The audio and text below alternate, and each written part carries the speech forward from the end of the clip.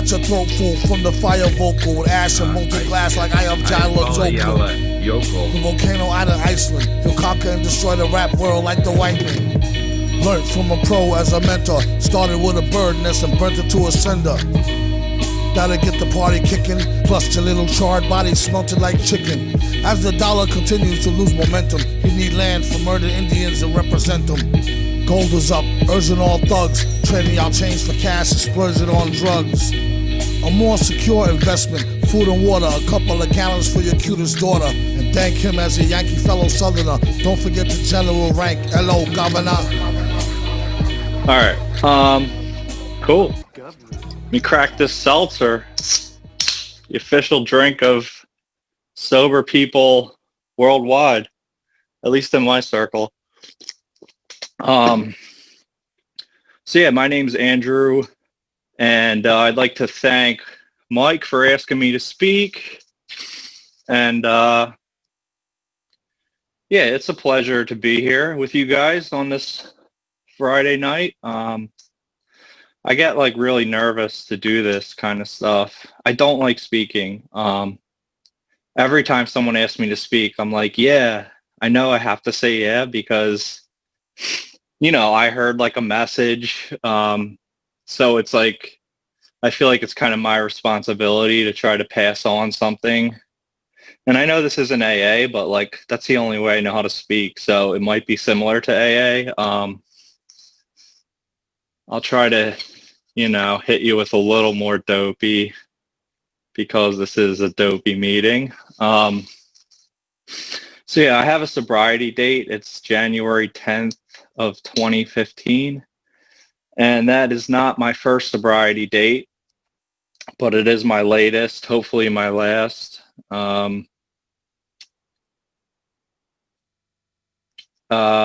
Yeah, the way I stay sober is like I have a sponsor and I go to AA, and I work the steps and I sponsor other guys and try to make myself available, you know, to be helpful. So I guess I'll just start at the beginning, which I had like a fairly normal childhood, I would say. Nothing like really traumatic happened. I you know, had everything that I needed, most of the stuff I wanted.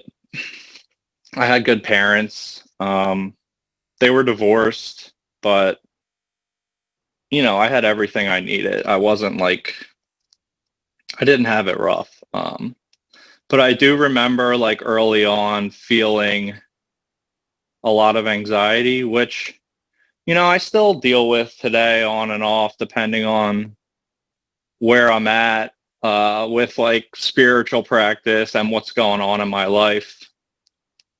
You know, like I've just always been like a little bit uneasy.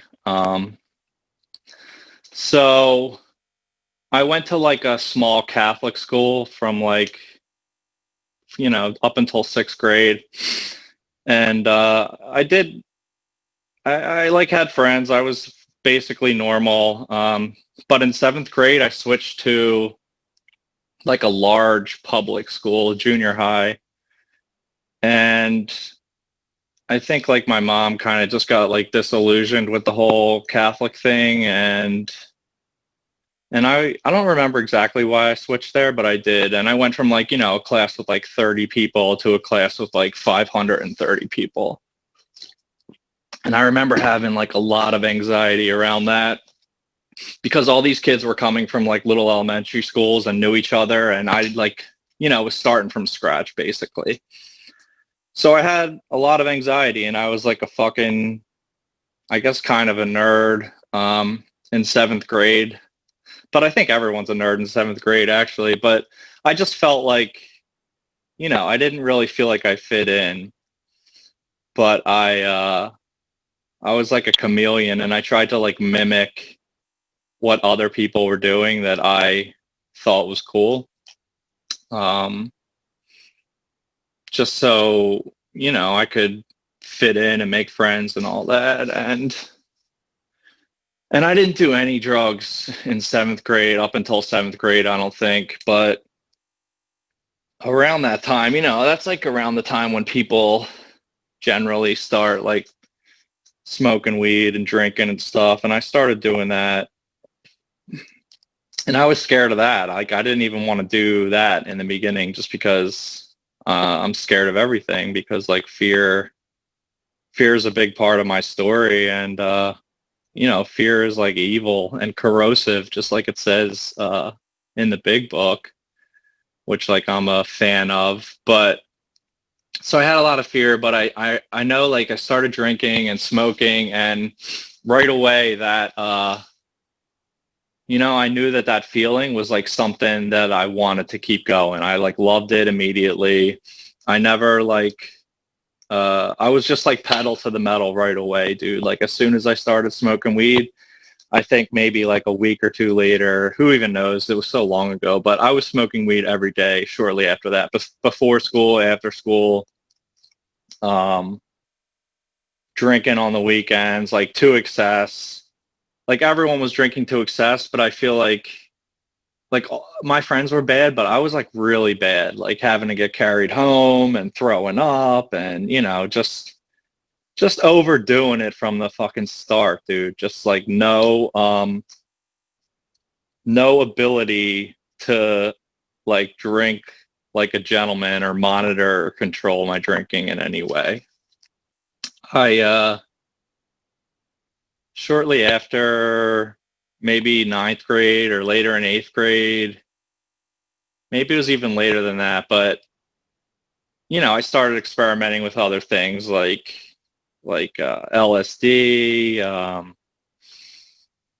I lived really close to Philly, so my friends were like driving down the way and copping bags of weed, and then I heard about this like drive-through spot that you could go. It was called Pill Hill, they called it, and it was North Philly, and you could go and just like drive down the street, and like their specialty was pancakes and syrup, they called it, and it was like Xanax and codeine syrup.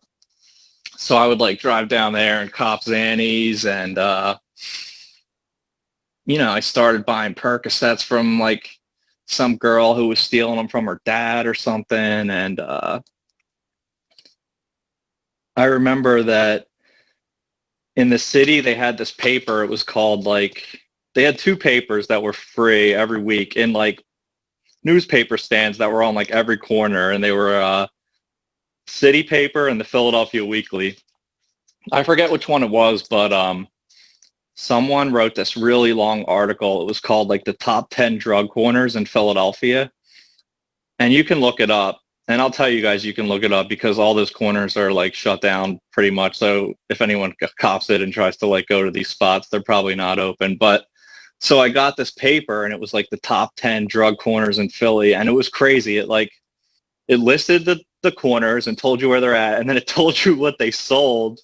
So I used that shit like a tourist book. Like I've had it in my car and like drove to all these spots, and I knew where to get like, where to get wet, where to get fucking dope, where to get pills, where to get coke, where to get everything. Like it was crazy. It was like, I couldn't believe they put this article out, but they did. So I made use of that. And, things just progressed. Like I started doing pills regularly, and I needed those to like function eventually. But it like went pretty slow. It wasn't like I guess it wasn't. It took like a few years before I started getting into dope and stuff. But so I became like a pillhead. Still smoking weed, doing lots of pills. I started selling weed for one of my buddies that I went to after high school. I like went to college for a year, and I went to Temple, like, which I don't know if anyone knows about Philly at all, but Temple's in North Philly. So like, I was like, oh, that's a good school to go to. It's in my favorite neighborhood.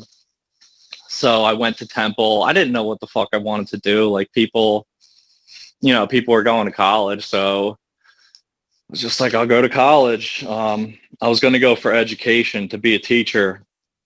I don't know why I thought I wanted to do that, but I went to like some classes, and I was just like more interested in chilling and I was smoking weed in my car before every class. Like I was not ready to go to college, and I had no no real desire to be there. I just went because I was supposed to.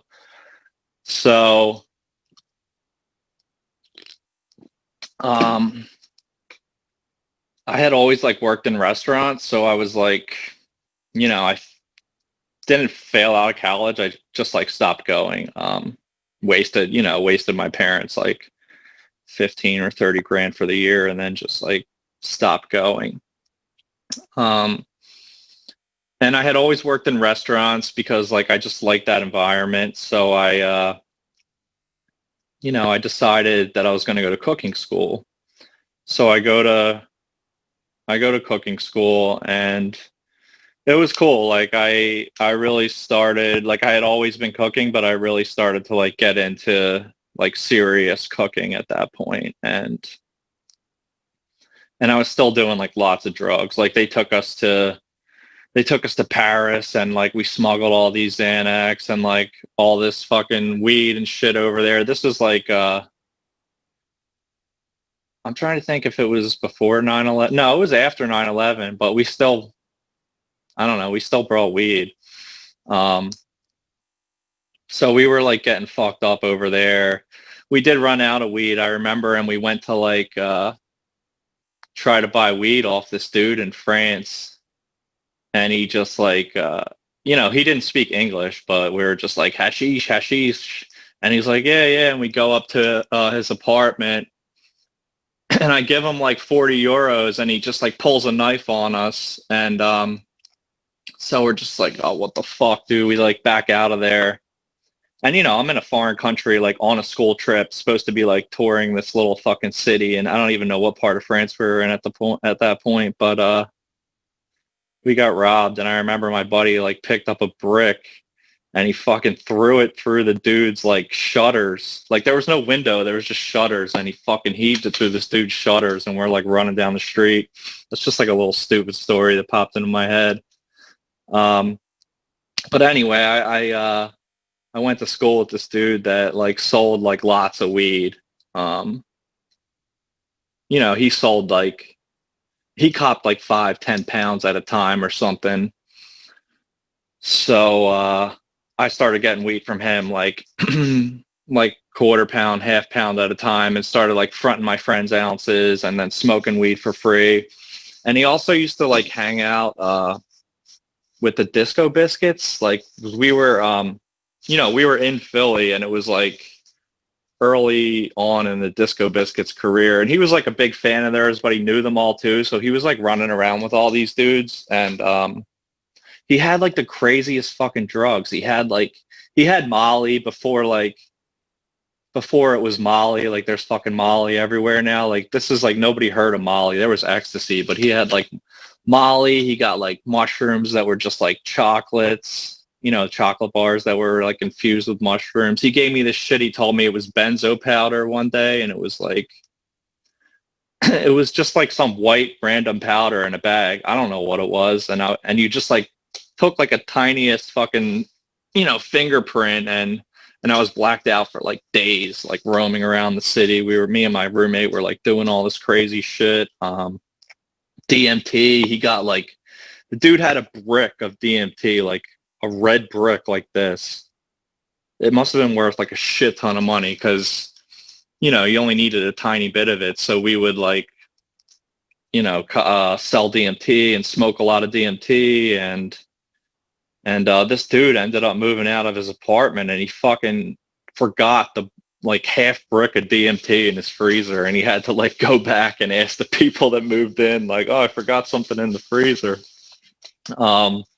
So anyway, I was selling a lot of weed for this dude, and I just did it because like I could make some money and I could smoke for free. So it was like a win-win for me. And I remember I had a buddy, Jesse. and he came over like looking for. He was like all strung out on dope, and this is before I got into like oxys and dope and shit like hardcore. I was just doing like perks and stuff, but he came over and asked me for $40 that I owed him, which I didn't even remember owing him. But I like just wanted to get this fucking dude out of my house because he looked like banged up. He didn't have fucking shoes on. You know, I was living in Center City, and he I opened my I didn't have a safe. I had like a fire box, you know, like a fireproof box, and it had like, I don't know, it had a couple grand in there and like maybe like a quarter ounce, or I mean a quarter pound or something, maybe only a few ounces. But I opened it and I like peeled off $40 and gave it to him, and I was like, all right, dude, I gotta roll out. And I like put the thing in my closet and locked my bedroom door, had a lock on it, and rolled out. And I just went up to like the convenience store. It's called Wawa. I was gonna say I went to Wawa, but like probably you people don't know what Wawa is, but it's like huge up and down the East Coast. So I go to Wawa and I come back and I realize that my house has like been broken into, you know. And I'm like, oh fuck, and I go upstairs and my bedroom door's kicked in and like my shit's gone. And I was like, fuck, dude. Jesse got me for this shit. And like we were like friends, you know, but he was just like strung out on dope, so he just stole my shit, which I understand. Like I get it. But anyway, like 2 or 3 days later, this dude's fucking dead, like overdosed, dead. His roommate found him. So like I always think that like he went and copped a bunch of shit with my money and like overdosed and died, which is just like, you know, it becomes like par for the course. Like when you're sober in AA or like when you're running and gunning, like people die, especially now, and that's like fucking reality. But I still think about that, like that I had some part to play in Jesse dying.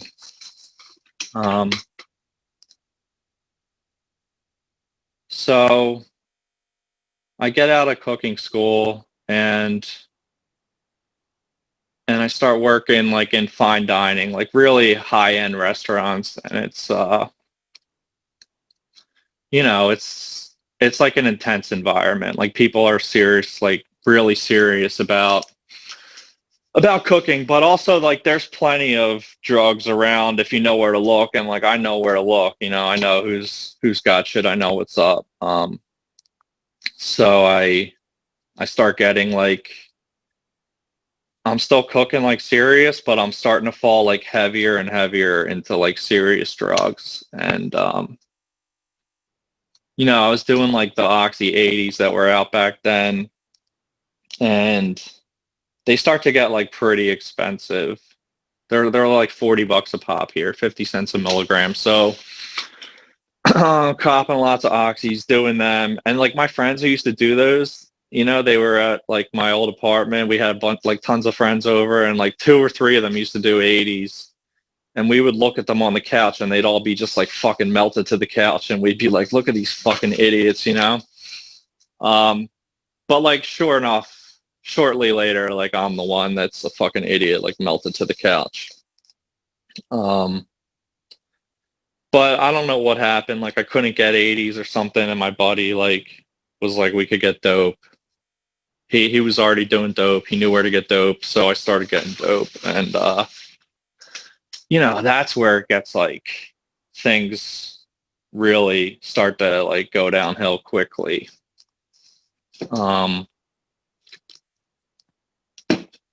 So I start doing dope, and you know, it's hard to be like linear when I'm doing this for whatever reason, because like so much shit comes in and out of my mind. But you know, this whole time I'm like in like a real dysfunctional relationship with this girl I was in a relationship with for 8 years, and I was working. I was a chef at this restaurant and getting high all the time. And I was like in charge, so I like did what the fuck I wanted, and I was like pretty good at it. But at the same time, I was you know, a mess. So I like got in trouble for taking $40 before that wasn't mine from there. That was like in a, you know, in a lock, in like a, what's it called? Petty cash box. And I would get like wasted during dinner and after dinner. I would have like lines of fucking 80s in my reach-in fridge, like right next to my station. So I would just like open that and get high or whatever. And like, I would, you know, it was noticeable at points. Like I got my job done, but then there were some nights where I was just like, you know, there was no denying that that dude behind the line is fucked up. So I got like warnings from my boss, like, yo, you can't be drinking at work. Then after everyone would leave, I'd be fucking sitting at the bar pouring like wine that wasn't mine, smoking weed at his fucking in his restaurant. And just like I was good at my job. So I got like warnings, you know, like you can't do that kind of shit, blah, blah, blah. And I was like, yeah, I won't. And eventually, so at the same, this all happens like simultaneously almost. This girl I'm in a relationship with for 8 years, like I decide that, you know, I hadn't been into the relationship for a while. Like I was kind of just burnt out on it and not really into it anymore, but I just stayed with her because it makes me feel better about myself to like be with somebody. But I had just joined Facebook late, and this girl that I went out with in high school like hit me up on Facebook, and I ended up just like leaving my girlfriend for this girl just like at the drop of a dime. Like I was not in the right state of mind, but I just remember coming home, or she came home one night, and I was just like, I'm moving out, and I just like fucking started hanging out with this girl, and I had nowhere to go moving out. Like I wasn't selling weed at this point. I didn't have like a ton of money saved up. So I was just like, I'm moving out. Like I didn't have any plans I didn't have an apartment yet. I was just like, I'll crash at my fucking dad's or I'll get a hotel or something. So I move out, start messing with this other girl, and I get fired from this job where I was making like a decent salary for someone who's like early 20s. I was making like 70 grand a year, which was a lot of money. Like I never had money because I spent it all like on drugs as soon as it came in, you know, it was gone. But I was making like decent money for someone who was like in their early 20s. So I get fired. I moved into this shitty apartment in like the part of the city that I was in that it's fucked up. Like I was in a blackout when I selected this apartment. So when I moved in, it was like the first time I had ever been there. I'm like, dude, is this really the apartment I fucking picked? It was like a shithole. So me and this girl like move in there. I get fired. Fucking things start to get like really bad. She's like an alcoholic too, and is like drinking heavily. I'm like getting high all the time.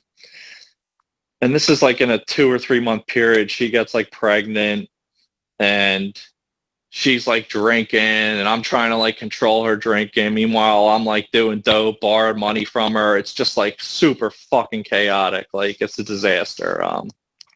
So I, you know, she ends up getting an abortion and just like leaving me, and I'm just like broken. During that time I was with her, I went to rehab even, and maybe kind of wanted to stay clean, but not really. So I, you know, my life's falling apart at this point. I don't have any job. The girl I was with left me. Don't have any money. I'm like getting to the point where I'm not really functioning as a human being. Like simple things were completely overwhelming to me, like grocery shopping. I remember I got like a flat tire on my car, and I didn't have any money, and I just like couldn't figure out how to get it together. I just like went up in my room and fucking curled up in a ball and cried.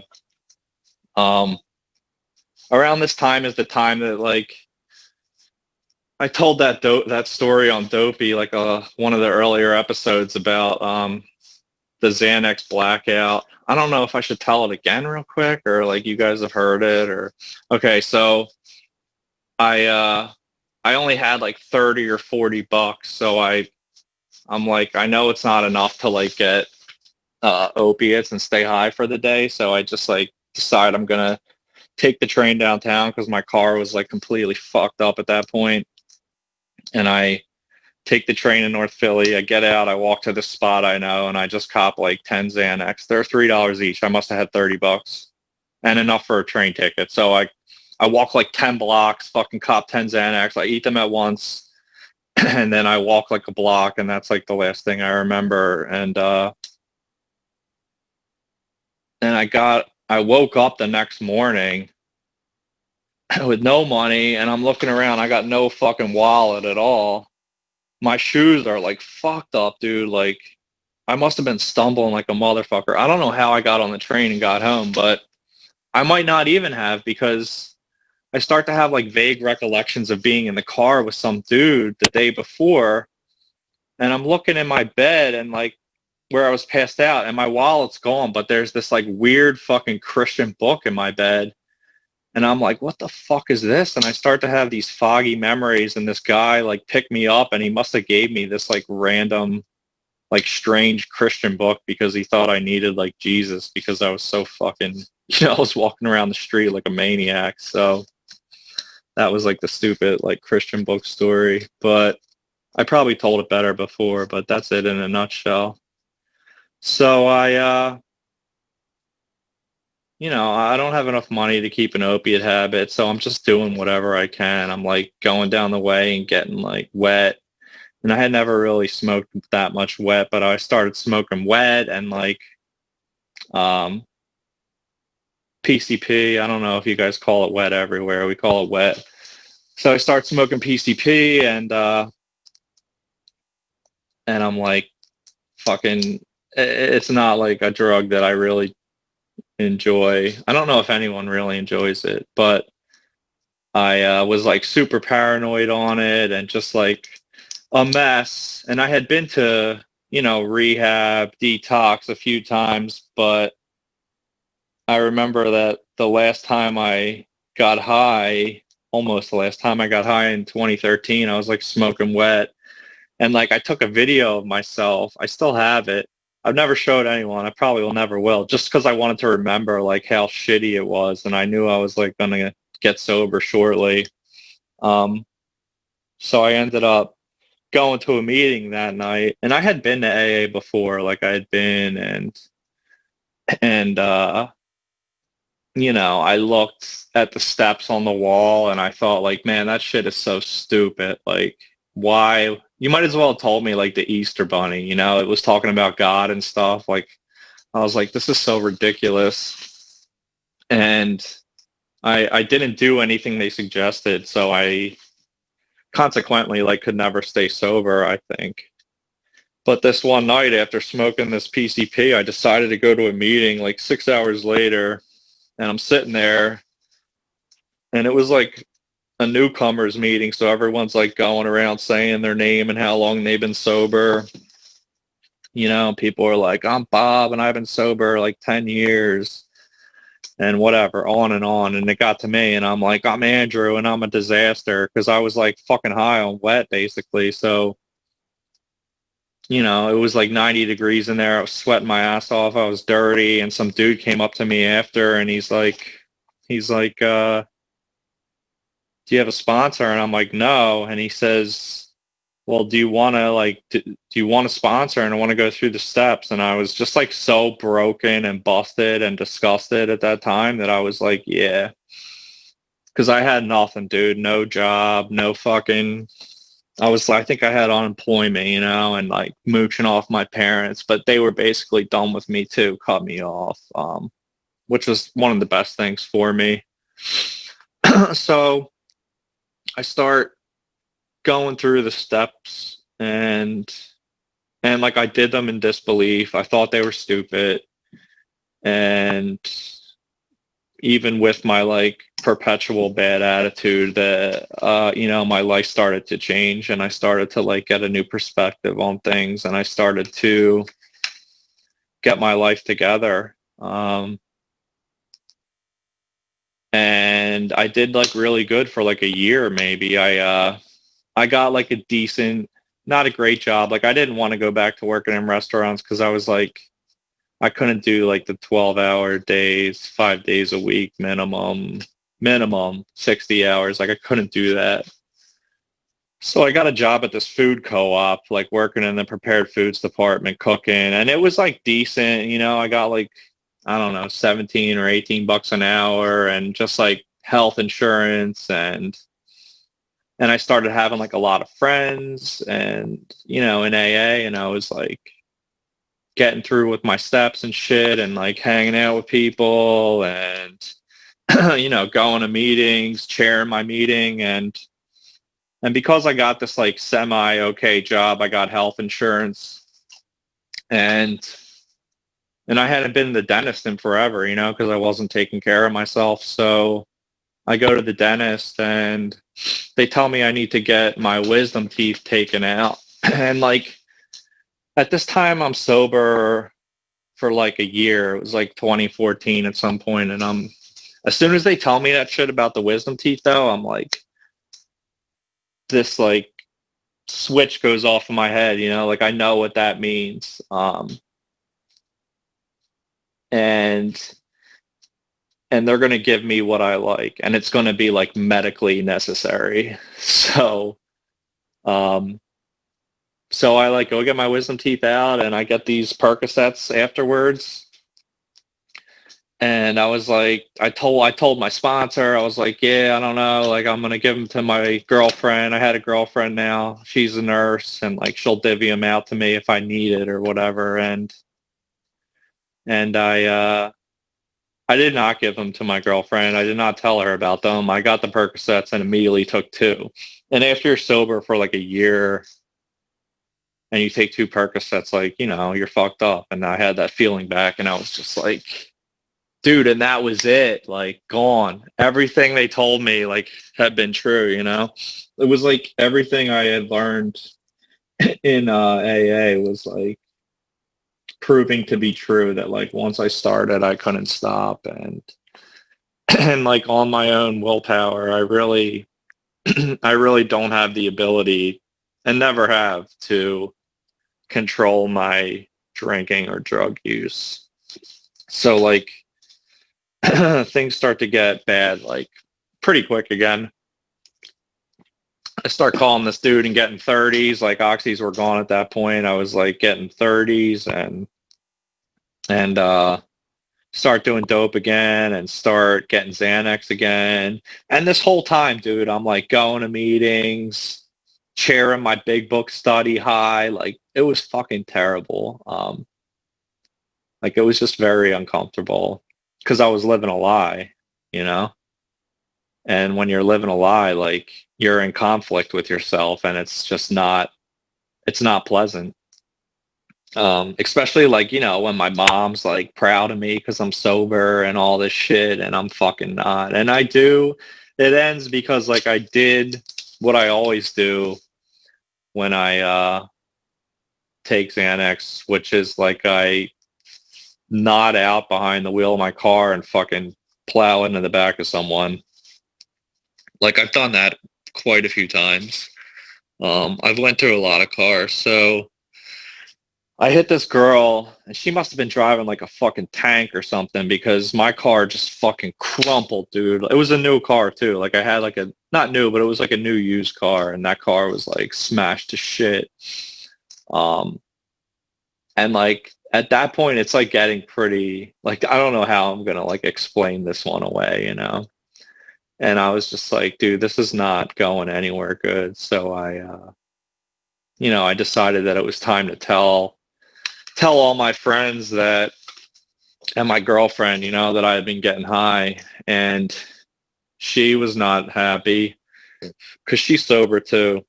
She's my wife now, but she's sober too. And she kicked me out of the house for a few days, like rightfully so. And, you know, when you put someone through that, like she had never seen me high. We met in AA, so it was like, you're really showing somebody. She caught me high. That's how, like, she saw me fucked up, and I like explained it away. But then a few days later, I smashed this car. So it was like, dude, the jig is up.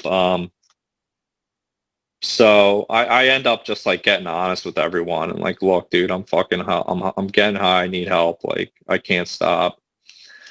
But luckily I had built like a foundation in AA and I had like a bunch of friends and I knew what to do. It wasn't like the first time I got sober where I had like no idea how the fuck to get sober and if it was even possible. Like I knew it was possible. I had a taste of it. I had like a year of like good sobriety, not like white knuckle fucking trying not to drink every day sobriety. Like it wasn't an issue anymore. Like drugs and alcohol were not, it's not something I woke up and thought about. Like I was living a decent life. My shit was getting together. But so I tell them all, basically it was just like getting honest, which I don't know if you're in 12 step, that's like a huge criteria. One of the most important things, like I would say it's probably the most important thing is like honesty.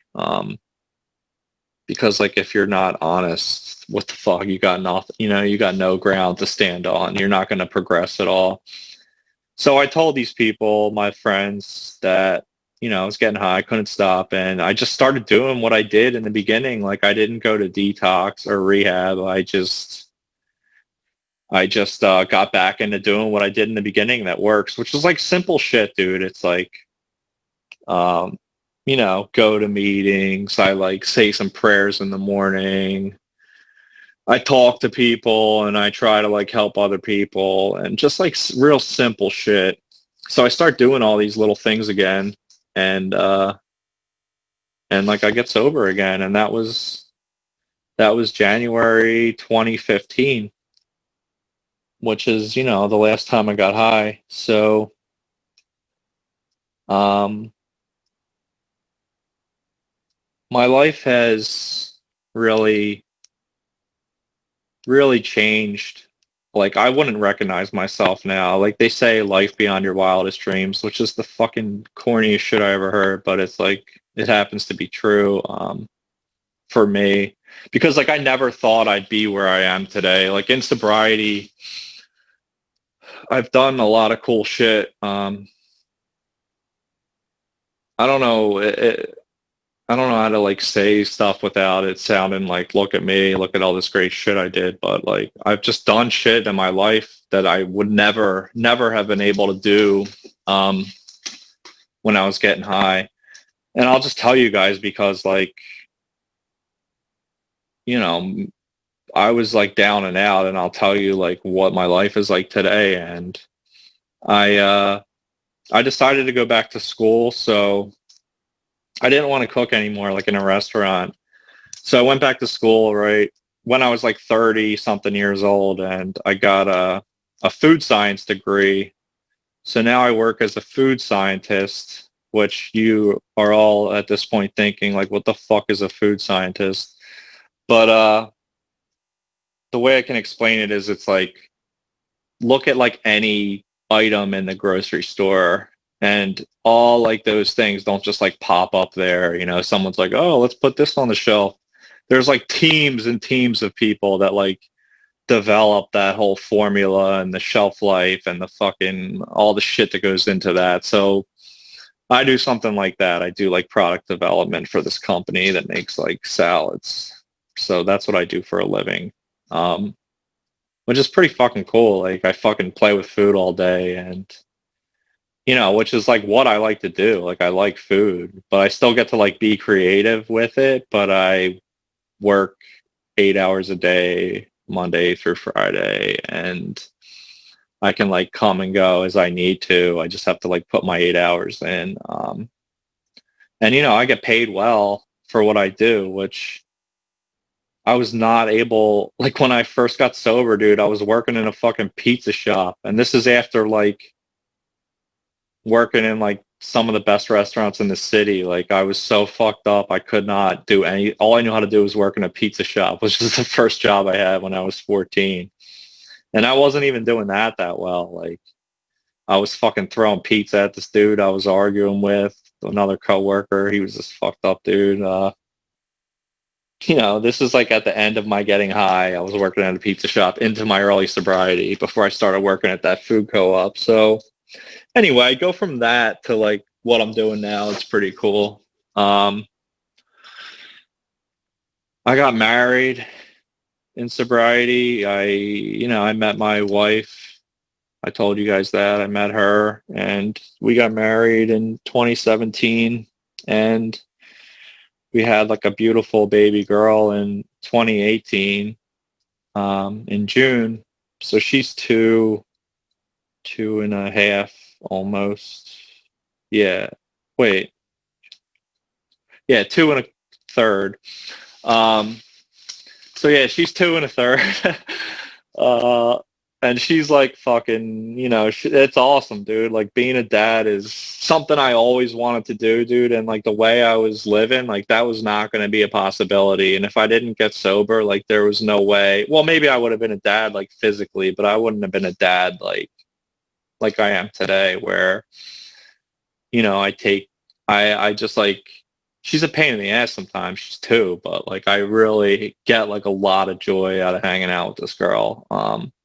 And she's fucking awesome. And like, I'd hear people say that before and I'd be like, yeah, cool, that's awesome. But like it's really fucking cool. Like just raising a kid has been, the best thing. She's the best thing I ever made, dude, for sure. Like bar none. Like this kid is fucking awesome.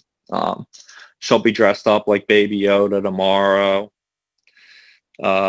She don't really know what Yoda is, but I do. So she's two, so I can dress her how I want, And then I'm having another kid. I'm having a boy in January, which is awesome. Like I always wanted a son. I was like, I feel like the guy always wants a boy and the girl wants a girl, but I wanted a son and I'm gonna have a son.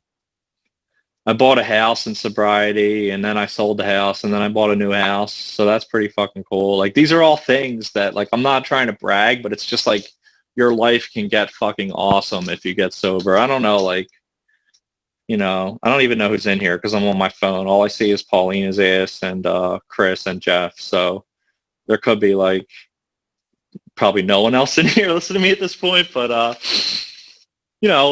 life can be awesome sober, and like bad shit has happened too. Like I've had friends die, I've had friends die in sobriety that just like couldn't get honest. I remember I was sponsoring this dude and I went to pick him up. I talked to him during the day and I was like, I'm going to pick you up at 4. And I went to pick him up at 4 and I pulled in his driveway and I was honking and fucking calling him. I'm like, this motherfucker, I'm cursing at him in my head. This dude, next thing I know, someone answers the phone and the dude's name was Doc, right? I was like, he's like, hello? I was like, is Doc there? They're like, this is his uncle. He's up here. He's dead. And I fucking drive around the side of the house. There's like cops and ambulance and shit. I'm like, oh my God, dude. So like, bad shit happens in like sobriety and but like I have a way to deal with it today. I have like a foundation. I have like a crew of guys that I can go over stuff with and I have like a program that has like specific directions on what to do when things come up, like anger, resentment, fear. All these things can be like, I don't want to say conquered, but they can be, they can be figured out and you can like live in relative peace. Whereas before I was in constant fucking dis-ease. Just always not happy. When I first got sober, I was like a fish out of water, dude. Like you took my drugs away. Like that was my solution to life. And without that, like I thought drugs were my problem, you know what I mean? And if I stop doing drugs, then like everything's going to get better. But like for somebody like me, you take my drugs away, like they're not the problem. That's my solution to life. So when they go away and I have nothing to deal with life with, then like, fuck, dude. I'd rather be getting high than living life with like no solution because, I can't handle shit on my own. I needed like someone to show me to a way that, to a program that enabled me to like, just like live comfortably. And today, like I don't I don't like fight off drugs or alcohol. Like if I had to fight, like wake up every day and be like, oh, I'm not gonna fucking drink today. Like I really want to, but I don't. Like fuck that too, dude. I'm not staying sober like that for long. So I know that like AA can give you like the release of that obsession to drink and get high, which that's basically all AA gives you, you know? All this external shit that you might get is not promised, but it's like what you get is that obsession to like get removed. And that obsession to like drink and get high had been with me for so long that when I woke up and realized one day that it wasn't there, I actually remember exactly when I realized that like AA was working for me, and I was like doing this private dinner for this guy. I picked up the side job, some rich dude. I was doing some like, it was like a 6 or 7 course meal at his house. And I was prepping it all in that little shitty apartment that I had moved into that I told you guys about earlier. And like that kind of thing in the past would have given me so much fucking anxiety that I'd just be like jamming fucking Xanax down my throat and like doing all kinds of drugs to get through it. But I was prepping for this dinner and I had this realization that like I was just sitting there comfortably doing it and not like filled with anxiety. And I was like, holy shit, dude, like this is actually working. Like my life is fucking changing. My perception is changing. How am I on time? Am I good? Should I shut the fuck up now? I've never been to one of these. Like, how long do people talk for? You can go as long as you want, man. Yeah, you did tell me that. You said some people went 2 hours. Like, holy shit, dude, who could talk for 2 hours? So anyway, I'll just talk about like what else. I'll tell you guys about a couple of amends I made. I don't know if that's interesting to anyone or not, but you know, in AA we make amends, so I fucking hate making amends just because it gives me anxiety, but like I know that I need to do it because like dealing with all that shit from the past, like I don't need any weights, you know, like anything hanging over my head. It's like how free do you want to be, you know? That's what they say when you know, you say that you're going to do this AA thing. You agree to go to any and all lengths. So I'll tell you about a shitty amends. That restaurant I was working in that I got fired at, it's not a shitty amends. It just didn't go the way I wanted it to. That restaurant that I was working in, I got fired at. And the guy fired me. He was a good dude. He was like good to me. He gave me a bunch of chances. He like paid for my health insurance for like 3 or 4 months after he fired me. So I needed to make amends to this dude because I like, sorry, my throat's getting fucked up. You know, I like fucked up his business, caused a lot of problems, and then I took a bunch of money from him for my health insurance and never paid him back for it. So I was like, I'm going to go make amends to this dude. And I had like a little bit of money. I was going to pay him off. And I was really nervous and I didn't want to do it. But I was like, fuck it, I'll do it because, you know, I want to get it over with. And I know that after I do it, I'm going to feel awesome because I had done a few at that point. So I was like, let me just do it and I'll feel great afterwards. Push through this anxiety. So I go down there and I ask to speak with them beforehand and he agrees. So I meet up with them and I like start going through my spiel, you know, like I did this, this, and this, and you know, I know it was wrong, but you know, is there anything I can do to make it right? And I have like this money here for your the health insurance you paid for me. And And he's listening, and then like I get towards the end, and he's like, wait a second. He's like, is this for like one of those 12-step things? And I was like, yeah, actually. And he's like, fuck that shit. I hate that shit. Like, I don't believe in it. You could have said sorry to me on your own, blah, blah, blah. And he just like gets up and runs away. And I'm just like, oh, fuck, man. Like, did not go how I wanted it to go, you know? But like, I did my part. Like, I tried to clean off my side of the street. About a year ago, this dude messages me on Facebook. He's like, yo, Andrew, I seen like what you're up to and what you're doing, and like I'm really proud of you, and just keep it up, man. It was something like of that nature, and I was like, thanks, Jack. So like, you know, it's water under the bridge at this point. I have another one. I used to take a lot of Xanax, as stated before, and I don't know if, I'm sure everyone knows this, but like a side effects of taking Xanax is like stealing, you know? Like you get real grabby. And I used to go to Barnes and Noble and just like steal books for no fucking reason, just because I was like, that looks like a cool book and I want it and I don't want to pay for it. So I'd walk out with a book. Probably like did that like 10 or 15 times. I don't even know. So I realized like, you know, when I'm sober, I got to fucking pay for those books, dude. Like you stole a bunch of books. You need to make amends for it, which is not like, think about that. Like going into a Barnes and Noble and being like, hi, I stole a bunch of books from you over like a period of 5 years. It's not like a comfortable thing.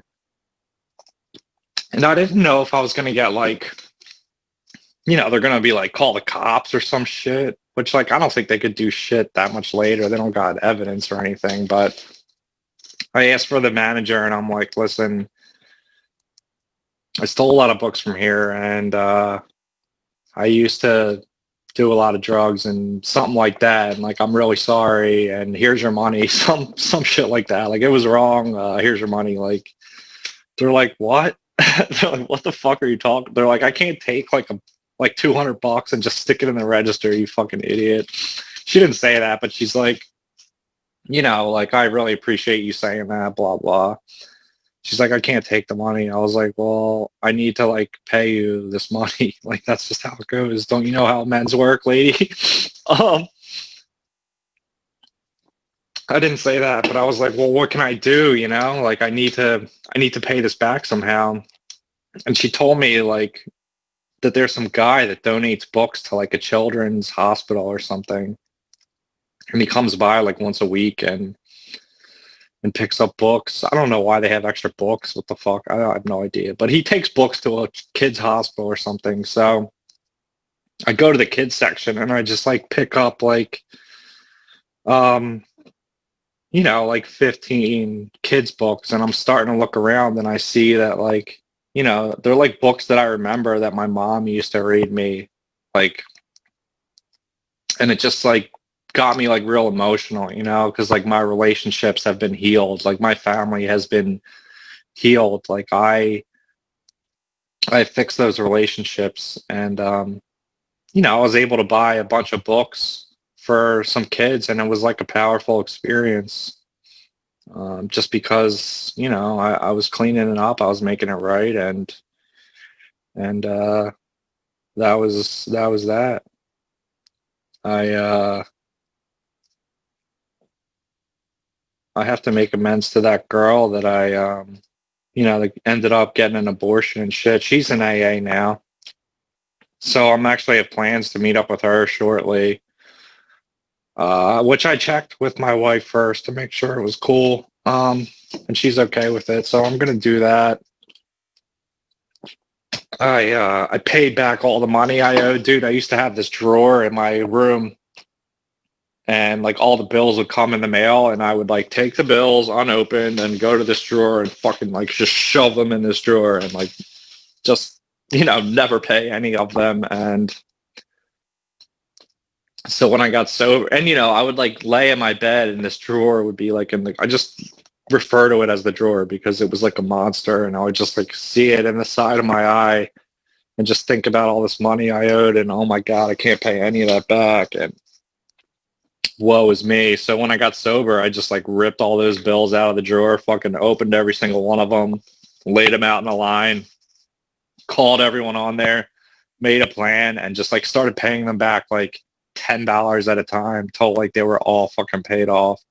Minus like my student loans, of course, because I'm like, 80 grand in the hole on that shit. But everything is like in order financially. So I guess the point of my story is I'm going to wrap it up because it's past 11 o'clock. And like we could probably still catch fucking Robert Downey Jr. Is Laura still in here? Probably not.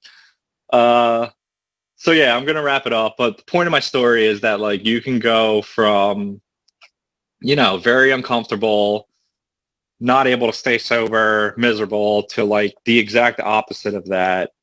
And I got that way because like I did shit that I didn't want to do and didn't believe in. I just like listened to some people that did it before me, and I follow like a few simple things that I do on a daily basis, such as I wake up now. This is my routine now. I rotate. I start like lifting weights one day, and the next day I'll do yoga, and then just go like that. And then on the weekends I usually don't do shit, but like Monday to Friday I'll like lift yoga, and like while I do that, before I do that, I'll read like a little I'll read out of this 24-hour book, right? It's like a daily reader. So I'll read that, and then I'll just like do my exercises and like meditate on that reading, and I'll like say some prayers. Which I don't know how everyone feels about prayers, but like you might think AA is like super God shit, but like it isn't. I just prayed because they told me to, and like because of my continued efforts as far as like cleaning out my past and living right now, like my belief in God, what God is to me, has like changed as I went, and it continues to change. And then some days it's like, fuck this, do I even really believe in this? But then I just like keep going, dude, one foot in front of the other. And like it's like any other relationship, you have to work on it. Like you don't just sit there and expect to like grow spiritually by, just fucking sitting there, like going to meetings or something. You have to actually like do some, take some action. So I do that in the morning. I have like some prayers I say when shit's going on at work or at home where I'm like acting like a selfish asshole, or when I'm like pissed at this person I work at. There's like things I do to, to handle that. I go to my meetings, like I take inventory at night, which I don't know who's in AA or who's not, but like I basically just go over my day and like look at where I was selfish, dishonest, resentful, or afraid, and like analyze that a little bit, and I share it with somebody who gives me some feedback on it if necessary. And I try to like fucking stay where my feet are, like fear is thinking about the future, and I try to like stay out of that as much as I can. So, yeah, I hope everyone got a little something out of this. I know I was like all over the place. I don't think I'm a great speaker, but I do think that I have somewhat of a message that I tried to convey to other people when I speak. And like I'm really better like one-on-one when I'm working with a guy. That's the other thing I do, is I do step work with other people like twice a week. I have 2 guys I'm working with now that I'm like staggered, taking them through the steps, and we meet like pretty regularly and go through the big book. I just read a book with them. It's fucking easy. You just read the book from the beginning and do what it says. Like it's not that difficult.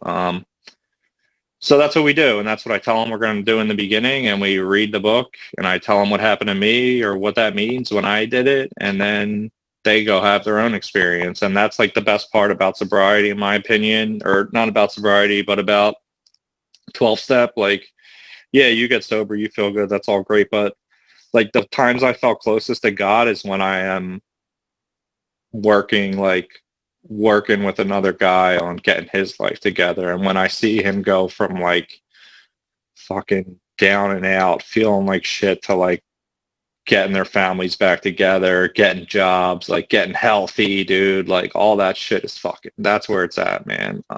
That's like the best part about AA, in my opinion. So yeah, that's all I got. Thanks for letting me share. Happy to be here. Oh yeah, Dopey. I love Dopey. I started the Dopey Facebook page. That's why, you guys know me and why I know you guys, which is pretty fucking cool.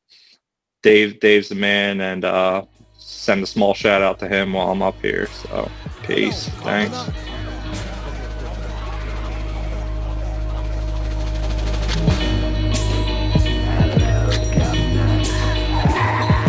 Vocals spill over like the rolling hills of Dover or the Gulf. All disaster preferred after.